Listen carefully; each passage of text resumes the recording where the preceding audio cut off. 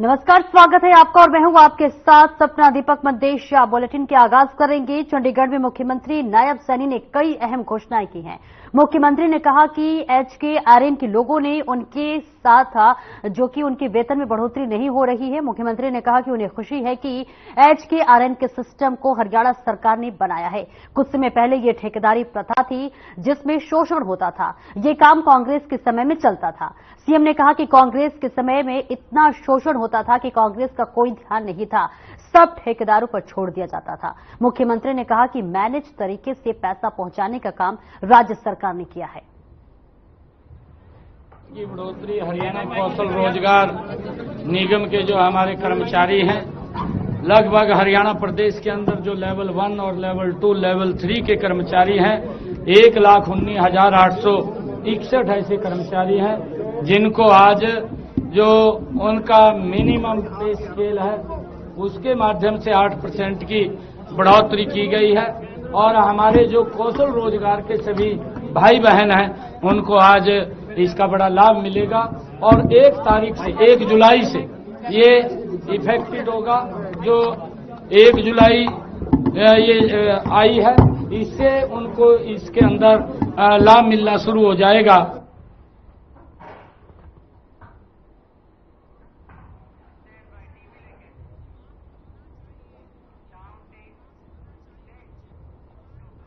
वहीं चंडीगढ़ में मुख्यमंत्री आवास पर भारतीय मजदूर संघ के कार्यक्रम का आयोजन हुआ, जिसमें मुख्यमंत्री नायब सिंह सैनी ने भी शिरकत की। इस मौके पर कई मंत्री और विधायक भी मौजूद रहे। और इसी के साथ साथ आपको बताते चले कि श्रम विभाग के वरिष्ठ अधिकारी भी बैठक में शामिल हुए।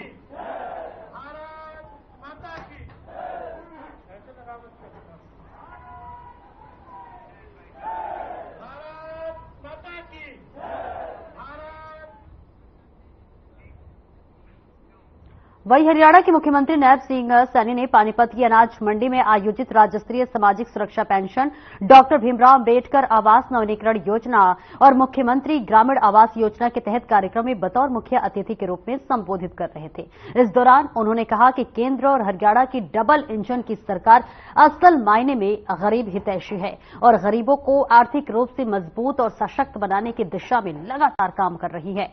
कांग्रेस की सरकार में गरीबों को योजनाओं का लाभ लेने के लिए कार्यालयों के चक्कर लगाने पड़ते थे। बिचौलियों और कमीशन खोरों की मनमानी चलती थी, लेकिन उनकी सरकार में ना कोई बिचौलिया है, ना कमीशन और ना ही किसी की सिफारिश के लिए चक्कर काटने की जरूरत है। योजनाओं का लाभ सीधे गरीबों के खातों में पहुंच रहा है।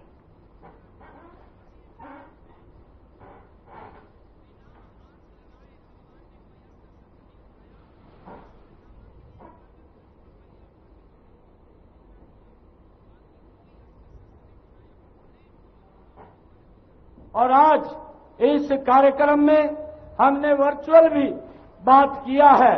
मैं आज हरियाणा के विकास, आज इस राज्य स्तरीय समारोह में विभिन्न योजनाओं और लाभार्थियों को आज लाभ जारी करते हुए मुझे बहुत खुशी का अनुभव हो रहा है। मैं सभी को बहुत बहुत हार्दिक बधाई और शुभकामनाएं देता हूं। पूरे हरियाणा प्रदेश के जो आज 22 के 22 जिलों में और हमारे यहां पानीपत के इस ऐतिहासिक भूमि पर सभी मेरी मातृशक्ति बुजुर्ग आज इतनी भारी संख्या में पहुंचे हैं। मैं दोनों हाथ जोड़ करके आप सबको राम राम करता हूं, प्रणाम करता हूं। आज मुझे ये खुशी है कि आज प्रदेश में 75,330 आज नए हमारे पेंशन के लाभार्थी बुजुर्ग जुड़े हैं। मैं उनको सबको आज बहुत बहुत बधाई और शुभकामनाएं देता हूं। आज मुझे ये भी खुशी है कि आज भीमराव अंबेडकर आवास नवीनीकरण योजना के तहत हरियाणा प्रदेश के 2000 लाभार्थियों को मकान की मरम्मत के लिए आज हर व्यक्ति को 80-80 हजार रुपया जारी करने का भी मुझे सौभाग्य प्राप्त हुआ है। आज मुझे हरियाणा प्रदेश के मुख्यमंत्री ग्रामीण आवास योजना के तहत 100-100 वर्ग गज के प्लाटों का कब्जा और आज 6,300 लोगों को अधिकार पत्र 1-1 लाख रुपया उनके खाते में आज डालने का भी ये अवसर मिला है, ताकि वो अपना मकान ले सके, 100 गज का प्लाट ले सके। ये सरकार की नीति और योजना थी। उसके तहत मैं सभी को आज उनके खाते में यहां से एक क्लिक से वहां पैसा पहुंचा है। मैं उन सबको बहुत बहुत बधाई और शुभकामनाएं।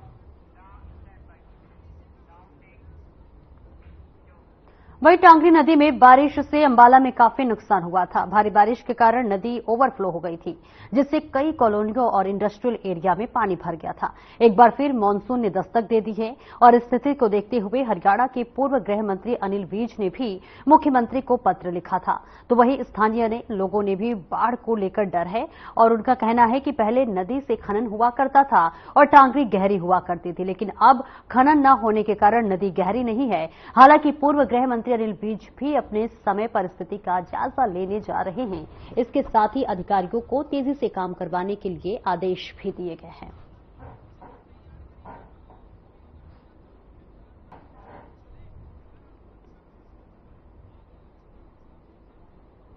इधर पानी तो सफाई होए फिर ठीक है, सफाई होंगी नहीं भी इधर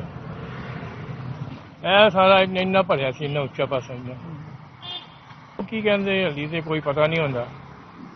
ਹੁਣ ਕੀ करिए कुछ समझ नहीं आता हली तो, फिर पानी भर जाएगा, फिर उससे वही हाल होएगा। फिर मनीष कुमार अपने ये यहाँ पर डांगरी की वजह से, पानी आने की वजह से यहाँ हमने कम से कम 100 बिल्डिंग उठा दी है। इन्हें ये परेशानी इसकी वजह से अभी पानी आता है यहाँ पर, इनका फर्नीचर वगैरह हो गया, द्वारे जिन्हें वेस्टिंग लगा रखा है या कोई भी मकान में पासा पत्थर वगैरह ये लगा रखा है, पानी की वजह से इन्होंने बहुत नुकसान हो रहा है बाउजर का। हम सरकार से चाहते हैं कि बाउजर का ये डांगरी का पानी का समस्या जरूर करे जी। इसलिए हमने कम से कम 100 बिल्डिंग उठा रहे जी, रोज जोरों शोरों से चल रहे जी, रोज जाको से। तो यहाँ से इस टाइम भी मेरे कम से कम 4 काम लग रहे हैं यहाँ पे डांगरी के अंदर जी। पिछले साल मेरे मकान में लगभग 6 फुट पानी था, जिससे कि मेरा सारा का सारा फर्नीचर जो है सारा समाप्त हो गया और मजबूरन में मुझे इस साल जो है ये मकान जो है दोबारा ऊपर उठाना पड़ रहा है, जिसके ऊपर कम से कम मुझे 20 लाख रुपए का जो है मेरे ऊपर एक प्रकार से आपत्ति है ये कि मुझे 20,000 लाख रुपए इसके ऊपर खर्च करना पड़ रहा है। इसका जो समाधान है उसको कोई नहीं सोच रहा है, ना ही उसका कोई किसी के पास समाधान करने का कोई प्रयास कर रहा है।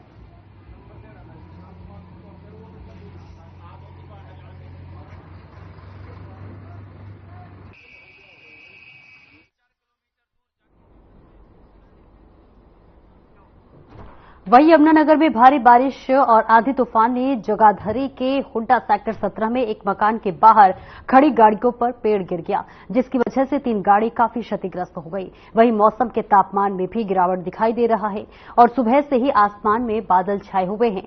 इलाके के लोगों का कहना है कि पेड़ बुरी हालत में है और कभी भी गिर सकते हैं। उनमें दीमक लगी हुई है और इन पेड़ों को कटवाने के लिए नगर निगम को कहा गया था, लेकिन उन्होंने कोई कार्रवाई नहीं की। हम अपनी जान बचाने के लिए कुछ भी करने को अब तैयार है।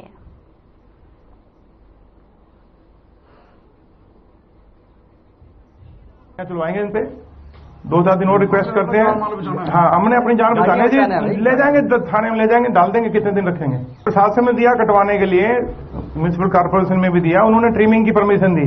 ट्रिमिंग करवाने लगे तो कुछ भाइयों ने ऑब्जेक्शन किया, तो वो काम भी बीच में रुक गया। नहीं, जैसे पेड़ खाए हुए हैं, खोखर है, तो ये दिखाएगा, बताएंगे? नहीं, सब दिखाया हुआ है जी, उनको सब फोटो डाली हुई है, दी हुई है जी कि जितने भी पेड़ है ना जी, ये कम से कम 40 साल पुराने हैं जी, तो इनकी जड़ें बिल्कुल खराब होगी जी। और तो ये तो बिल्कुल जो है जी प्रशासन को कटवाने चाहिए। जब तक ये नहीं कटेंगे ये पूरा खतरा है जी चारों तरफ जो है। आज देख लो आप, कितनी गाड़ियां खराब हुई हैं, कितनी गाड़ियों का नुकसान हुआ है जी। और ये पेड़ देखो, अगर कहीं बिल्डिंग पे गिर जाता है जी तो बड़ा तकड़ा नुकसान होना था जी। तो ये तो प्रशासन को चाहिए जी, हमारी तो प्रशासन से रिक्वेस्ट है कि भाई इन पेड़ों को जो है जो खराब है वो कटवाए जाए।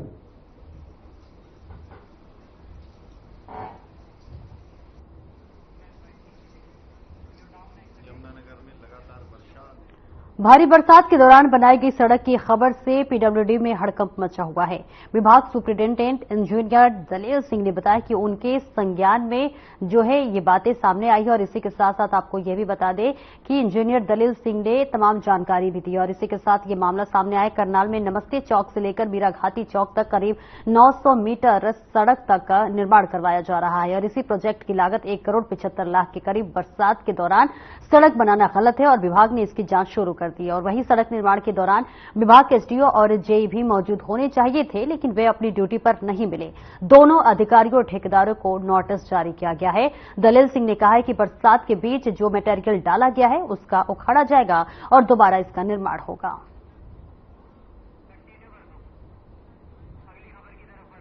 और चलिए अगली खबर की ओर करते हैं, जहां करनाल में 3 दहाड़े कार पर हुई फायरिंग के मामले में एसटीएफ ने बड़ा खुलासा किया है। आपको बता दें कि इमिग्रेशन सेंटर चला रहे व्यक्ति ने बंदूक का लाइसेंस और पुलिस सुरक्षा लेने के लिए ड्रामा रचा था। युवक ने यूपी शूटर बुलाकर अपनी कार पर गोलियां चलवाई थी और वहीं एसटीएफ ने मास्टरमाइंड अमनदीप और 3 आरोपियों को काबू किया। मामले को लेकर एसटीएफ प्रभारी दीपेंद्र राणा ने बताया कि बीते दिनों करनाल बस स्टैंड के पास बने एक इमिग्रेशन ऑफिस के बाहर खड़ी कार पर अज्ञात लोगों ने अंधाधुंध गोलियां चलाने की घटना हुई थी और इस घटना को लेकर एसटीएफ ने सनसनीखेज खुलासा किया था। वहीं पुलिस ने मास्टरमाइंड और 3 आरोपियों को एक देसी पिस्टल और 5 जिंदा राउंड के साथ गिरफ्तार किया है।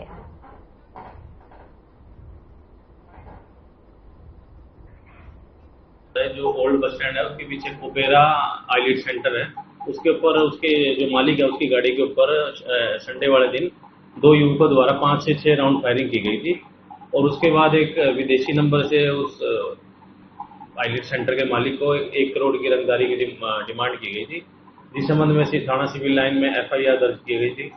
और क्योंकि मामला ये फिरौती से जुड़ा हुआ था तो इसकी तफ्तीश एसटीएफ करनाल द्वारा भी की गई। जो इसकी तफ्तीश के दौरान हम 3 युवकों को गिरफ्तार किया है और जब उसमें गिरफ्तार से उनसे गहनता से पूछताछ की गई तो उन्होंने ये बताया कि जो इस सारी ही जो वारदात का साजिश करता है वो खुद उस ओनर है उस दुकान। क्या नाम है उसका? अमनदीप। और वहीं आगे बढ़ते हैं, जहां हरियाणा सरकार ने 2023 में लिंगानुपात के आंकड़ों को जारी कर दिया है। आपको बता दें कि सोनीपत जिले का गांव हलालपुर बेटियों के जन्म दर में प्रथम स्थान प्राप्त करने में कामयाब हुआ है, जिसमें 1000 लड़कों के पीछे 1667 बेटियों ने जन्म लिया। इस गांव की आबादी 5020 है। प्रदेश सरकार के स्वास्थ्य विभाग की तरफ से अब इस गांव की सबसे होनहार छात्रा कुमारी सलोनी, जो कि 10वीं कक्षा में पढ़ाई कर सबसे ज्यादा अंक प्राप्त कर चुकी हैं, उसको प्रथम श्रेणी का 75,000 रुपए नगद पुरस्कार राशि देने का निर्णय लिया गया है।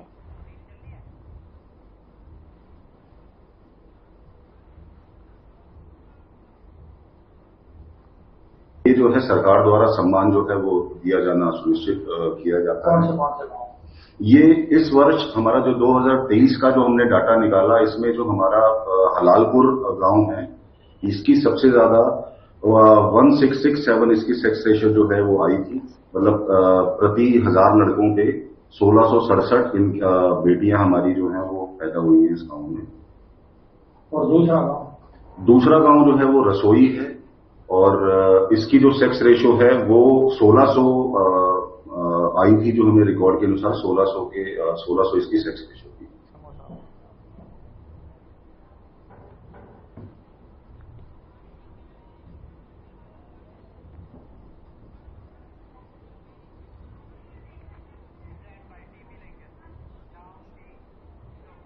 आज प्रदेश भर में डॉक्टर्स द्वारा काले बिल्ले लगाकर रोष जताया जा रहा है। बता दें कि सरकार द्वारा डॉक्टर्स की मांगों को नहीं सुना जा रहा है। डॉक्टर्स का आरोप है कि कई साल से इनकी मांगें लंबित है। करनाल में डॉक्टर्स ने डॉक्टर्स डे की जगह काला दिवस मनाया। डॉक्टर्स को नहीं है जो है उनकी कई सारी मांगें हैं जो नहीं सुनी जा रही हैं।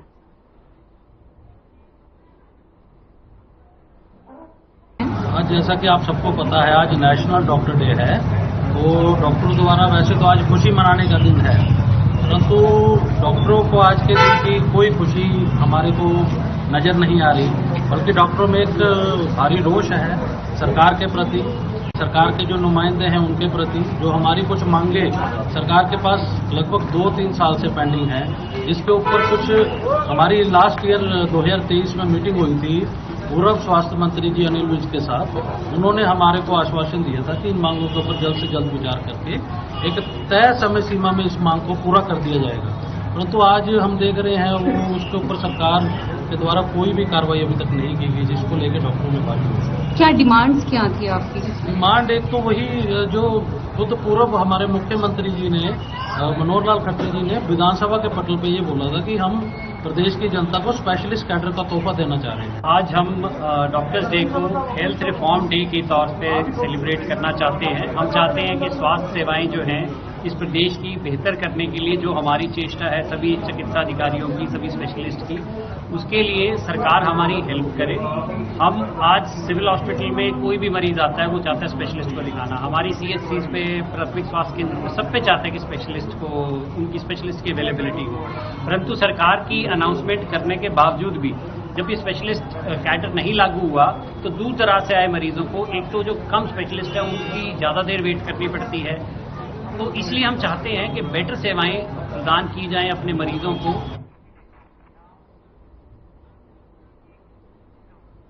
और अब अगली खबर हरियाणा के सोनीपत से है, जहां सरकारी अस्पताल के चिकित्सक ओपीडी में काली पट्टी बांधकर विरोध कर रहे हैं।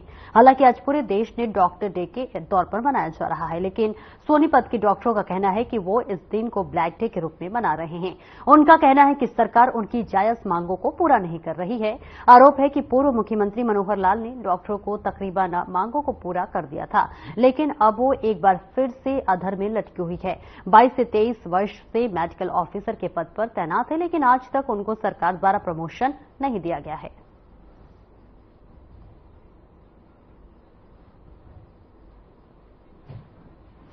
हमारी मांगे तो बहुत पुरानी है, कोई नई मांगे तो है नहीं। सरकार ने उनको अप्रूव भी कर रखा है। माननीय पूर्व मुख्यमंत्री मनोहर लाल जी ने तो उनको बोल दिया था कि आपकी मांगे पूरी कर दी गई, लेकिन उसके बाद भी हमारी मांगे ऐसे एक ऑफिस से दूसरे ऑफिस, एक ऑफिस से दूसरे ऑफिस ऐसे फाइल जा रही है। स्पेशलिस्ट कैडर के लिए सरकार ने बिल्कुल हाँ भर दी थी, लेकिन अभी भी वो फाइलें कभी फाइनेंस में, कभी ACS ऑफिस में ऐसे ही चल रही है। PG बॉन्ड के लिए बोल दिया गया था 1-2 दिन में नोटिफिकेशन आ जाएगा, आज तक वो भी नहीं आया। और डायरेक्ट SMO की भर्ती का वित्त साहब ने बोल दिया था कि ये कभी नहीं होगी। डायरेक्ट SMO लगाना गलत है, क्योंकि हमारे कैडर में स्टेगनेशन आ रखी है। 23 साल हो रखे हैं, अभी भी मेडिकल ऑफिसर के पद पे हैं, उनको प्रमोशन नहीं मिल रही। 2-3 साल से प्रमोशन लिस्ट आई नहीं है, उनकी प्रमोशन। देश में नए कानून के लागू होने के बाद सारे नियम कायदे बदल जाएंगे। इनमें कई नई यानी कि धाराएं शामिल की गई हैं, जो कि कुछ धाराओं में बदलाव है और कुछ हटाए गए हैं। वहीं नए कानून लागू होने पर आम आदमी पुलिस, वकील और अदालतों के कामकाज में काफी बदलाव होगा और पुराने कानून को बदलकर नए कानून को लेकर कामकाज में काफी समय तक दिक्कतों का सामना करना पड़ेगा। वहीं कानून में संशोधन की आवाज तो पहले से ही चली आ रही है और आज से कानून में बदलाव को लेकर काफी कुछ बदलने जा रहा है।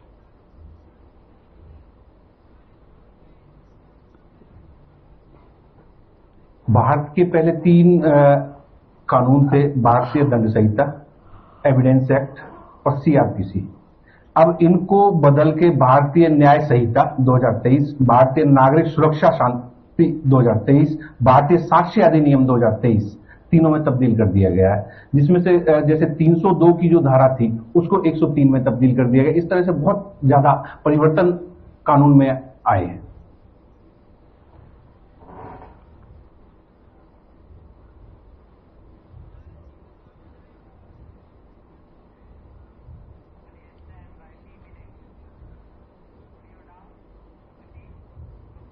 एक जुलाई 2024 से पूरे देश में 3 नए आपराधिक कानून लागू कर दिए गए हैं, जो काफी बड़ा परिवर्तन है और भविष्य में आपराधिक सिस्टम में बड़े और सकारात्मक नतीजे मिलने की उम्मीद है। इन कानूनों का उद्देश्य आरोपी को सजा दिलवाना नहीं बल्कि पीड़ित को तुरंत न्याय दिलाना है। ये कहना है रेवाड़ी के पुलिस अधीक्षक गौरव राज पुरोहित का। अपने कार्यालय में पत्रकारों से 3 नए आपराधिक कानूनों पर बारीकी से चर्चा कर रहे थे।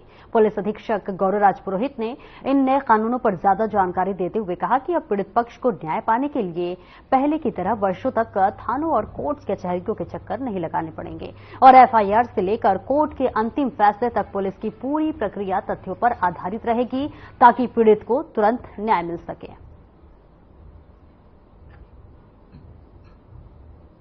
देखिए, जो हमारे पहले 3 कानून थे, आईपीसी, सीआरपीसी और इंडियन एविडेंस एक्ट, तो इनको जो है अब बिल्कुल बदल दिया गया है और नए 3 कानून आए हैं, भारतीय न्याय संहिता, भारतीय नागरिक सुरक्षा संहिता और भारतीय साक्ष्य संहिता। तो ये बीएनएसएस और जो भारतीय बीएसए, जो ये 3 नए कानून हैं, अब आज की तारीख 1 जुलाई 2024 है, ये पूरे देश में जो है लागू हो चुके हैं।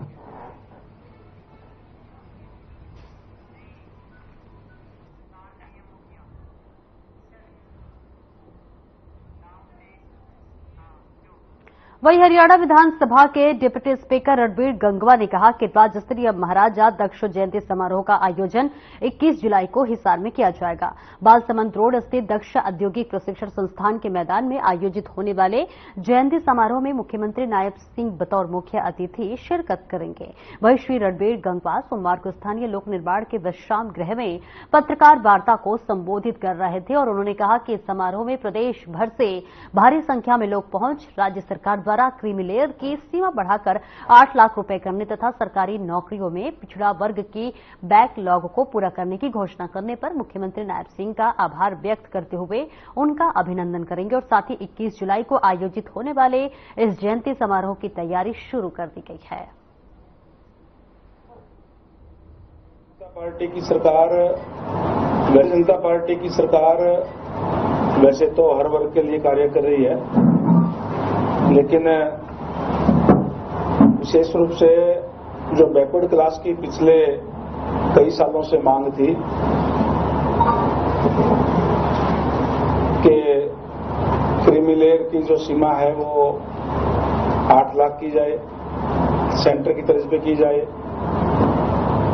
और बैकलॉग को भी पूरा किया जाए और अनेक तरीके की मांगे थी। मैं धन्यवाद करूंगा हमारे मुख्यमंत्री आदरणीय नायब सैनी जी का, जिन्होंने 23 जून को गुड़गांव के अंदर मीटिंग बुला करके और ये निर्णय लिया कि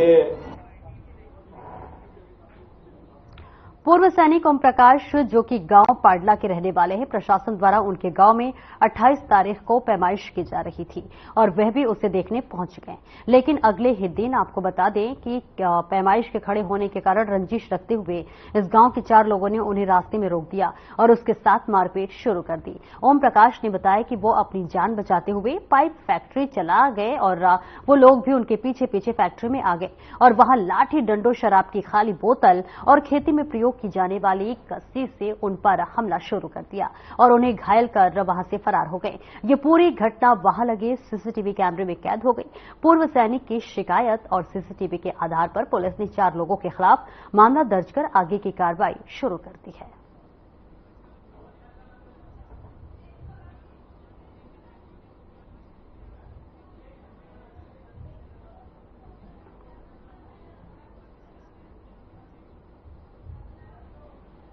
प्रशासन आया था, सेक्रेटरी साहब, गिरदावर साहब गवर्नमेंट की तरफ से, वहां भी इन्होंने गाली गलौज किया। मैं खड़ा था तो गिरदावर साहब ने प्रशासन बुला लिया। उसके बाद हम वहां से चले गए, पैमाइश होगी, निशान लगा दिया इनके यहाँ। हमें कोई वो भी नहीं था कि भाई इनका कुछ नुकसान हो। दूसरे रोड में खाना लेने गया तो मेरी वाइफ नहीं थी, क्या हमको होटल पे रोड पे मिला और पैमाइश में तू भी था। मैं तो क्या था, गवर्नमेंट थी, तो उसने मेरे साथ गाली गलौज किया। वहां से मैं छुटकाराबाद के रोड की इधर स्वाति फैक्ट्री है, वहां चला गया। वहाँ लड़का मेरे खाना लेने गया हुआ था, भोलू कबाड़ी। जब मैं वहाँ गया तो भोलू कबाड़ी के ताला लग रहा, रोड पार किया। मैं उस फैक्ट्री में चला गया। इतनी देर में 4-5 लोग आए। इसका खुद का बेटा है मनोज का, चंकित नाम है, एक इसका भाई विनोद है, 2 बेटे उसके थे, एक इसका छोटा भाई है।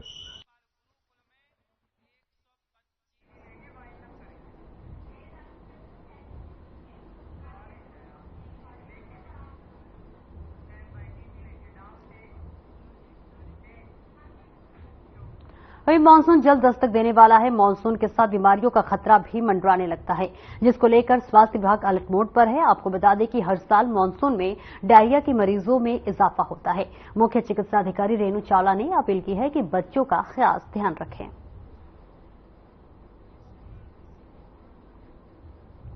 आज जैसे हमारा कुंजी में है, हमारा एक स्वास्थ्य विभाग की तरफ से प्रोग्राम स्टार्ट हुआ है, स्टॉप डायरिया कैंपेन। ये हमारा 1 जुलाई से लेके 30 अगस्त तक चलेगा। क्योंकि इन्हीं दिनों में बरसात के कारण या कुछ अदर कारणों के कारण डायरिया के केसेस के लिए सबको अवेयर किया जाएगा। तो हमारी सभी मेडिकल ऑफिसर्स हैं, सभी एएनएम्स हैं, मेल वर्कर्स हैं, आशा वर्कर के लेवल तक ये सब लोगों को बताएंगे भी और घर जाके जैसे ORS के पैकेट्स हैं वो भी देंगे और बताएंगे कि कैसे किसी बच्चे को अगर लूज मोशन लगते हैं, डायरिया लगता है तो उनको क्या करना है, उन्हें घबराना नहीं है। एक तो अगर छोटा बच्चा है तो उसका स्तनपान जारी रखना है।